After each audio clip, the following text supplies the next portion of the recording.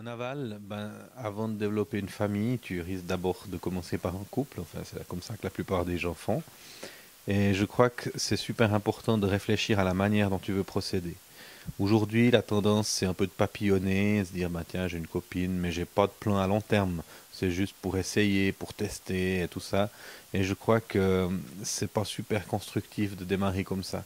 Moi, j'aimerais encourager à avoir une vision à long terme en tête, à pouvoir construire quelque chose de solide et puis à bâtir une relation pas de manière individuelle et fusionnelle, mais de pouvoir le faire en utilisant aussi les ressources que tu as autour de toi, des gens qui peuvent te conseiller, t'aider à réfléchir et tout ça. Aujourd'hui, souvent, les jeunes se mettent ensemble, ils défendent leur couple et puis ils recommencent avec quelqu'un d'autre. Puis les gens sont mis devant le fait accompli, ils ne peuvent pas participer. Les gens sont vraiment dans un fonctionnement individualiste. Et je crois que si on veut bâtir une famille, ça commence aussi par le fait de s'ouvrir au conseil des autres. C'est un grand corps malade qui a un slam où il parle de ma tête, mon cœur et mes couilles. Et puis on a des fois trop tendance à penser avec seulement un ou deux de ces aspects-là. Donc utilise ta tête et puis demande conseil à des gens. Est-ce que la personne avec qui tu aimerais sortir, elle correspond à ce que tu as envie de vivre? Est-ce qu'elle a les mêmes intérêts que toi? Est-ce que tu te vois bâtir ta vie avec elle sur le long terme? Si c'est pas le cas, il faut même pas imaginer ça. C'est pas parce elle a des beaux yeux que ça va suffire finalement pour construire quelque chose de solide sur la durée. Donc je crois que c'est super important de chercher le conseil des autres. Et puis après, si tu as un couple qui grandit, qui s'approfondit, et puis que vous avez envie d'aller plus loin, c'est super important que tu te formes. On réalise qu'aujourd'hui, pour notre vie professionnelle, on va faire 3 ou 4 ans de formation. Si tu vas à l'Uni, des fois tu as même jusqu'à 7 ou 8 ans de formation pour pouvoir avoir un métier et en connaître les contours. Et aujourd'hui, on entre souvent dans une vie de couple sans aucune préparation. Après, tout d'un coup, on a des enfants, on en a encore moins. Et pour ces aspects qu'on appelle des fois les métiers les plus importants du monde, mais on se retrouve sans aucune préparation. Et je crois que c'est super important qu'on puisse veiller à se former, à se préparer.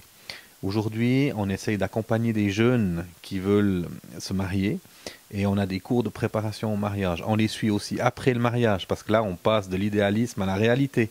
Et tout d'un coup, il y a des choses qu'on pensait, ça ne se passe pas comme ça et il y a besoin d'accompagner pour anticiper les crises qui peuvent venir après.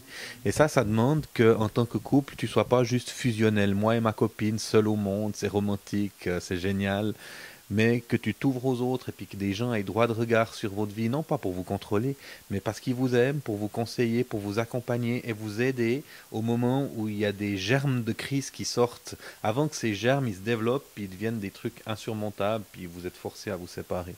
Donc moi j'aimerais vous encourager, quand vous bâtissez vos couples, quand vous bâtissez vos familles, demandez conseil aux gens autour de vous et veillez à bien vous préparer, à vous former pour anticiper au maximum les choses que vous risquez de rencontrer dans votre vie future. Quand on a grandi dans une famille dysfonctionnelle où les gens ne se causent pas, où il y a de l'abus, où on se parle avec dureté, je crois que on peut entendre toutes sortes d'enseignements sur la famille, puis connecter au niveau intellectuel, mais pour que ça clique vraiment au niveau du cœur et puis que ça soit quelque chose qui nous touche et qui nous transforme, on a besoin aussi de pouvoir côtoyer des familles qui fonctionnent de manière saine. Chose, si on veut changer notre vision de la famille, on peut lire des bouquins, on peut écouter des enseignements, c'est cool, mais ça va pas faire tout le travail. Ce qui va nous impacter le plus, c'est l'occasion de passer du temps avec des familles qui fonctionnent de manière saine et qui peuvent nous donner un autre modèle de comment la famille peut être vécue. Et j'aimerais vous encourager, si vous avez des familles qui fonctionnent bien autour de vous, essayez de les identifier et demandez-leur l'occasion de vivre de temps en temps une journée chez eux ou de passer une soirée avec eux, juste pour vous imprégner de leur culture familiale. Et c'est quelque chose qui va vous aider à changer votre vision de la famille encore beaucoup plus que tous les enseignements ou les bouquins que vous pourriez lire ou écouter.